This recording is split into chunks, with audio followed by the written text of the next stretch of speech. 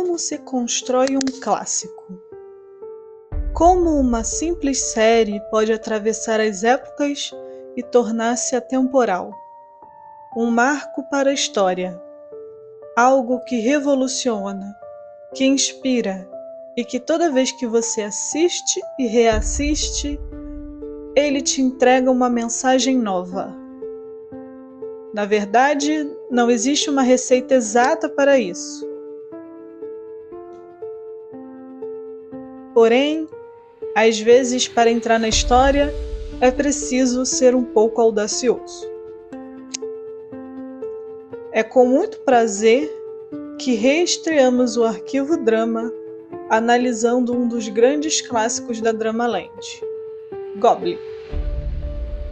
Olá, aqui é Olivia Neves e está começando mais um Arquivo Drama, das vozes da nossa cabeça para você.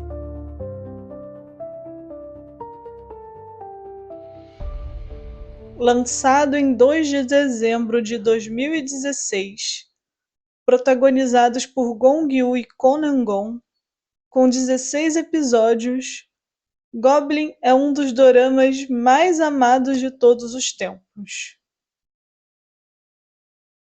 Antes de continuarmos a falar do tema de hoje, vou pedir para vocês seguirem o nosso Instagram, @arquivodrama, que é por lá que divulgamos as novidades. E se você gosta de produtinhos de doramas, o Arquivo Drama tem uma lojinha.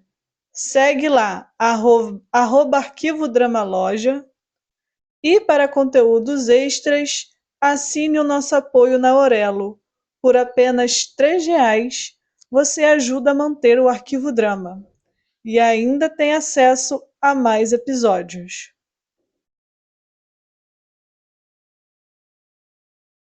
Voltando agora para o nosso assunto, vamos dar uma lida na sinopse. Kenshin é um deus protetor solitário. Quando humano, foi um grande general. E agora é um ser imortal que divide a casa com um ceifador sem memória. Ele espera por 900 anos a chegada da sua noiva, para finalmente tornar-se mortal. Então, sua vida se cruza com uma estudante do ensino médio com uma história trágica. E quem são essas pessoas? Né? Quem seria o Goblin e a sua noiva?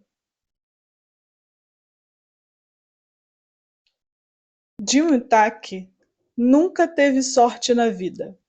Perdeu a mãe aos 9 anos e foi obrigada a morar com a tia e seus primos abusivos. Assim como a Cinderela, Jin-tak vive como empregada em sua própria casa. Na escola, as coisas não são as melhores. Ela é alvo de bullying devido a rumores de que consegue ver espíritos. Nem mesmo os professores a defendem. Os rumores, no entanto, são verdadeiros. Desde criança, Jin-tak consegue enxergar espíritos. Ela tenta ignorá-los o máximo possível para ter uma vida minimamente normal. Mas há uma coisa que os fantasmas sempre dizem que Jin-tak nunca ignorou. Eles a chamam de a noiva do Goblin. Mas quem seria esse noivo misterioso que nunca apareceu em sua vida? Do outro lado, temos Kenshin, que vive há 900 anos em busca da sua noiva, a única capaz de lhe trazer o descanso eterno. Apesar de sua vida solitária, ele precisa suportar um companheiro de quarto indesejado. Mesmo após séculos vagando pelo mundo com a esperança de encontrar a sua noiva, Kenshin nunca imaginou o que o destino lhe reservava. Certo dia, a azarada Jin-tak consegue invocar Kenshin por acaso.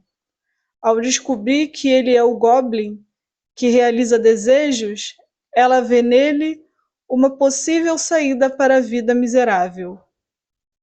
Já o Deus solitário, inicialmente relutante, tenta resistir às investidas da mortal. Para provar que é de fato a noiva do Goblin, Yuntak precisa cumprir um requisito especial: enxergar algo que somente a verdadeira noiva seria capaz de ver. Entre provocações e encontros improváveis, o sentimento acaba aflorando, e Kenshin, apesar de manter uma postura rígida, começa a esperar ansiosamente que Yuntak o invoque. Cada encontro os aproxima mais, e ele passa a ser não só um possível noivo, mas é uma esperança para ter o mínimo de felicidade na vida. Porém, a dúvida permanece. Será que Yuntak é a verdadeira noiva do Goblin? Com isso, nós temos o nosso companheiro de quarto indesejado e o seu par romântico, a vendedora de frango e o ceifador. Parecia apenas mais um dia comum para o ceifador. Ele havia sido chamado para levar 2 almas ao além, mas ao chegar ao local, encontrou o ambiente vazio. Agora tinha um novo desafio: localizar 2 almas perdidas. A primeira alma demoraria 9 anos para ser encontrada. Já a segunda revelaria algo inimaginável. Ela era ninguém menos que a noiva do seu colega de quarto, o Goblin. E quem diria que ele faria amizade com uma alma que ele deveria ceifar e levar embora? Apesar de suas obrigações como ceifador, seu maior tormento é não saber quem ele havia sido antes de se tornar um espírito encarregado da morte. Por 300 anos, ele buscou respostas para esse mistério. Então, o destino colocou em seu caminho 2 pistas fundamentais: um anel de jade e uma vendedora de frango frito. Socialmente inexperiente e rigidamente metódico, o ceifador agora teria que lidar com a bela e extrovertida Sunny, pela qual ele sente uma grande atração desde o dia que a conheceu. Por outro lado, a jovem vendedora de frango, encantada por sua beleza, se via frustrada com sua falta de iniciativa. Para ficar com o bonitão misterioso, ela teria que aturar suas esquisitices, como não ter um celular ou não saber o próprio nome. Ainda assim, ela passava os dias esperando por ele na ponte onde haviam se encontrado pela primeira vez, nutrindo uma esperança silenciosa. Mas, como toda história trágica de amor, os segredos do passado ameaçam o laço que estavam construindo. Qualquer memória poderia trazer dor e sofrimento, tanto para ele quanto para ela. Encontrar aquela mulher e o anel no mesmo dia não foi uma coincidência. Além desses 2 casais, nós temos também os personagens secundários que são bem importantes para a trama. Eu destaquei os que poderiam ser mais importantes e tentei não botar spoilers. Então vamos para o primeiro, o Dokwa. O Dokwa é sem dúvida um dos personagens mais legais da série. Ele é descendente do fiel servo do Goblin, lá o primeiro servo quando ele ressuscitou. Ele é visto pelo mundo como um típico chaebol mimado. Seu melhor amigo é o cartão de crédito, e embora não seja exatamente o mais inteligente, possui uma habilidade peculiar. Consegue perceber quem é humano e quem não é, apenas observando. Quando descobre que o Goblin ficará fora por um tempo, Dokwa resolve alugar a, a casa para ganhar um bom dinheiro. Mal sabe ele que essa decisão mudaria o rumo de tudo, unindo de forma inusitada o ceifador e o Goblin sob o mesmo teto. Sem revelar spoilers, é importante destacar que o Dokwa desempenha um papel essencial na trama, criando várias coincidências que movimentam a história. É ele, por exemplo, que compra o livro onde o Yuntaka escolhe o presente para o Goblin, entre tantas outras situações marcantes. Mesmo com seu jeito irreverente, ele é uma peça-chave no enredo, trazendo leveza e humor, enquanto conecta os fios do destino de forma inesperada. Não podemos ver o Doc apenas como alívio cômico. Ele é praticamente uma babá de duas deidades bem infantis. Ele também tem uns comportamentos estranhos, como, por exemplo, ser tão próximo da divindade a ponto de beber com ela à noite. E também a gente tem que lembrar que nada que o Doc faz é por acaso, seja a venda da casa ou ganhar amizade com a Yuntaki. A divindade. Ao longo de toda a série, há constantes menções a um todo-poderoso, um Deus que controla tudo. Muitos eventos são atribuídos a essa divindade, e parece que ela não está muito satisfeita com as acusações que recebe. Essa entidade aparece de diversas formas durante o K-drama, deixando sua presença implícita em momentos-chave. Sua primeira manifestação ocorre como uma borboleta pousada na espada do Goblin, um símbolo de seu poder e influência na história. Ela se apresenta como uma velha vendedora de repolhos e mais tarde ressurge como uma jovem comerciante de joias. O detalhe marcante é que ela está sempre vestida de vermelho, remetendo à lenda do fio vermelho do destino, que conecta as pessoas destinadas a se encontrar. A gente precisa também atentar ao vilão, ao antagonista. Afinal, ele é a origem de tudo. Todo o karma que cerca a história do Goblin e todo mundo que se conecta a ele é resultado direto das ações do vilão. Trata-se do eunuco que no passado envenenou a mente do rei e virou todos contra ele, desencadeando tragédias irreparáveis. Após anos, ele retorna como um espírito obsessor, assombrando não apenas o presente, mas também o passado que o Goblin luta para superar. Quando os segredos finalmente vêm à tona, o Goblin se vê diante de um confronto inevitável com esse verdadeiro fantasma do passado.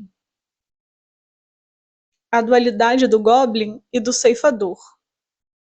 Eu queria falar aqui sobre a dualidade do Goblin e do Ceifador, além do que já é dito na série, em que os dois se completam, pois um lembra demais, o outro não se lembra de nada.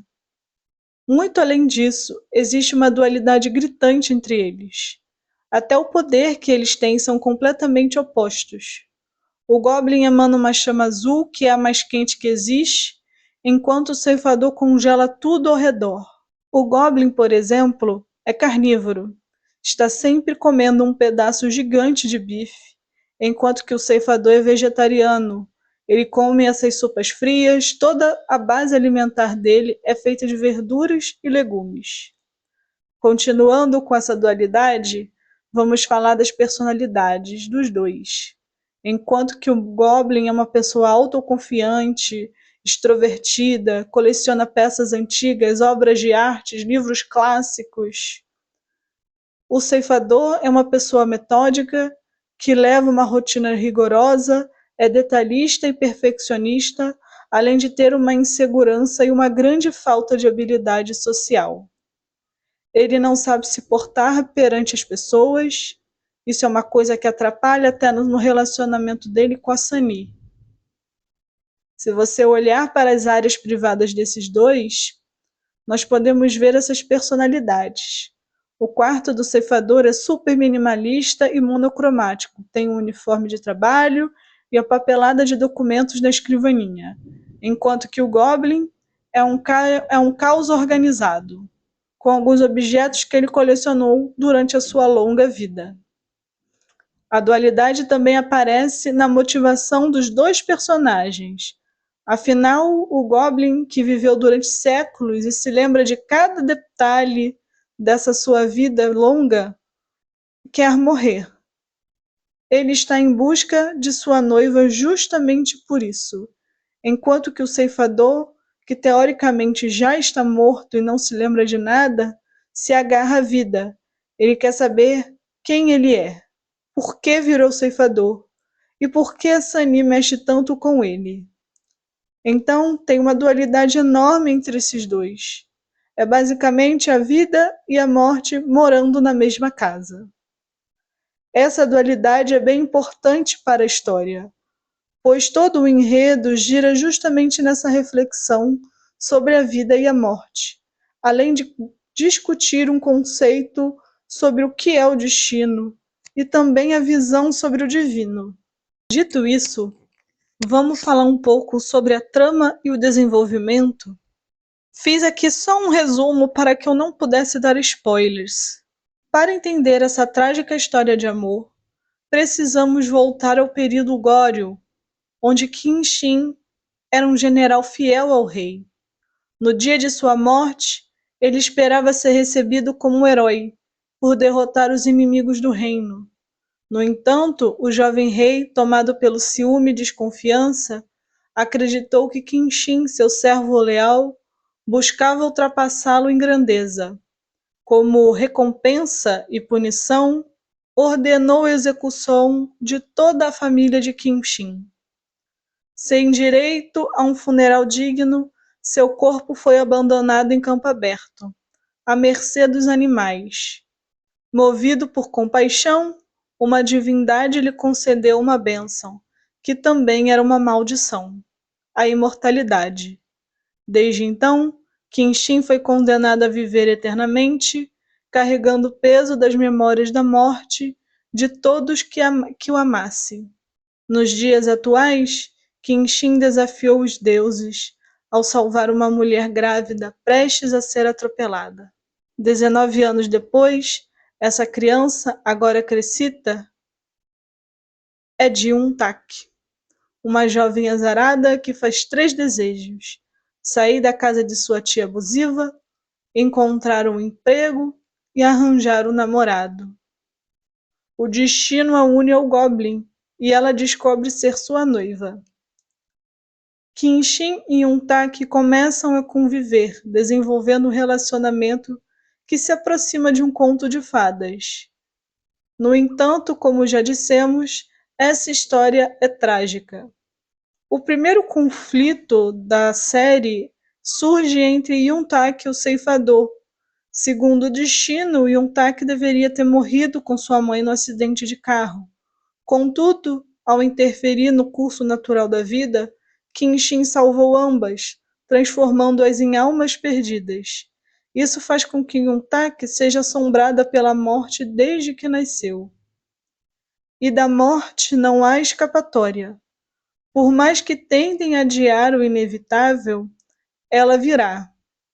Yun-tak só pode escapar se retirar a espada cravada no peito de Qin Shi, sua tarefa como noiva do Goblin. Mas ao fazê-lo, será Qin Shi quem encontrará a morte. Assim, um dos dois está destinado a perder a vida, colocando-os diante de uma escolha impossível. Por ser um grande clássico, Goblin tem muitas cenas memoráveis. Até hoje, muitas delas são reproduzidas em outros dramas. Mas eu vou destacar as 2 que mais marcaram e continuam sendo reproduzidas em até outros doramas. A primeira é o encontro inicial de Ji-un-tak e Qin Shi na beira do mar, em um dia chuvoso. Yun-tak segura seu bolo de aniversário enquanto ambos tentam entender o que está acontecendo. A combinação da ambientação, da chuva e do mistério entre os personagens cria uma atmosfera mágica e inesquecível. A segunda, talvez a mais icônica, é a entrada triunfal de Qin Shi e do ceifador para salvar Yun-tak dos agiotas. É uma cena puro absolute cinema, o carro sendo cortado ao meio, o desespero dos sequestradores e da Yun-tak, E, claro, o momento épico em que Kenshin e o ceifador caminham em câmera lenta na estrada sem iluminação. Tudo, desde os efeitos visuais até a trilha sonora, é impecável. Mais uma cena extra pra gente falar, com certeza, é quando o Goblin descobre que Ayuntaki morre.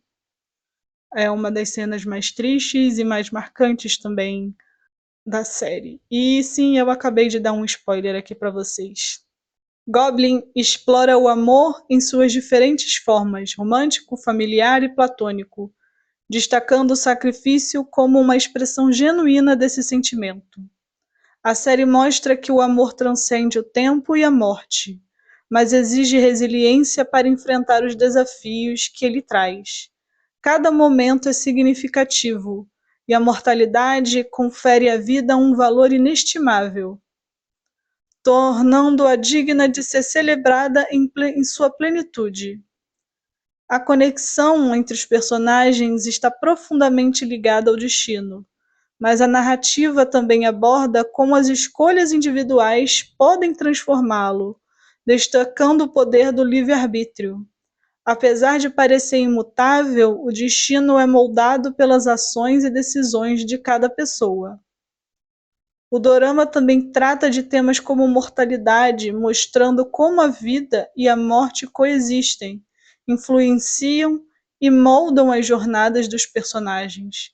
A capacidade de perdoar tanto a si mesmo quanto aos outros é apresentada como essencial para alcançar a paz interior e o crescimento emocional, assim como a busca por redenção por erros passados. Incorporando elementos da mitologia coreana, reflexões sobre divindades e o sobrenatural, Goblin celebra a importância das amizades e das relações humanas, destacando que até divindades precisam de companhia. A série valoriza a simplicidade das interações humanas e os pequenos gestos do cotidiano, que trazem significado à vida.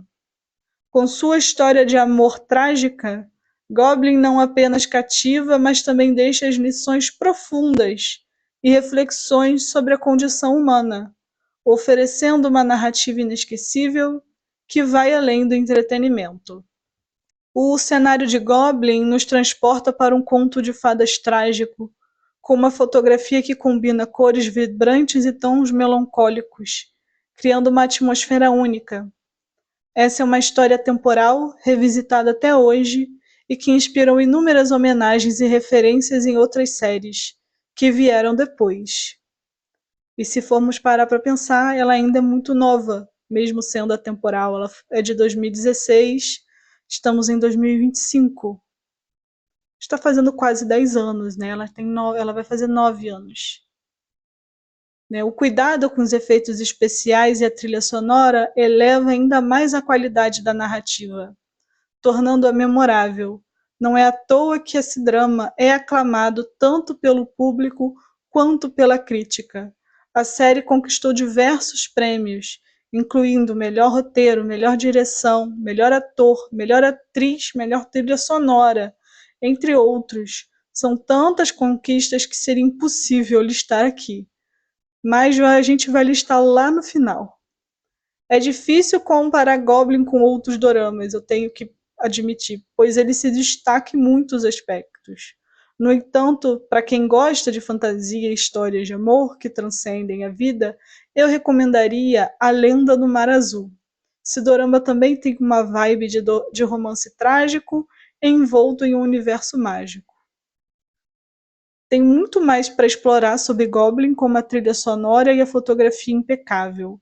E né, também as atuações de todo mundo ali.